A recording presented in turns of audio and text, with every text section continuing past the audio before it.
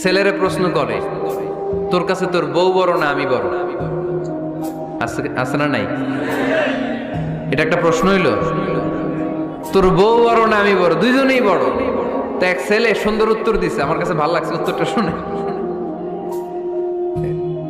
এক মা প্রশ্ন করছে, তোরে এতদিন আমি লালন পালন করে বড় করলাম, জীবন যৌবন তোর জন্য শেষ করলাম, আজকে বউ পাইয়ে বউ তোর আপন হয়ে গেল। এবার ছেলে উত্তর দিছে, মা, আমার মুখ থেকে মা ডাক শোনার জন্য তুমি কি কষ্টটাই না করছো জীবনে। 10 মাস আমারে পেটে ধারণ করলা, খাইতে পারো নাই, বমি করছো, খালি ওষুধ খাইছো, তোমার পেট কেটে আমারে বের করা হয়েছে, 2 বছর আমারে দুধ খাওয়াইছো, পেশাব পায়খানা পরিষ্কার করেছো। বয়স যখন 3-4 তখন তোমার আমি মা ডাকছি, এই মা ডাকটা শোনার জন্য তুমি এত কষ্ট করছো। আর আরেকবারের মাইয়া এই ঘরে আইসাই তোমার মা ডাকা শুরু করছে।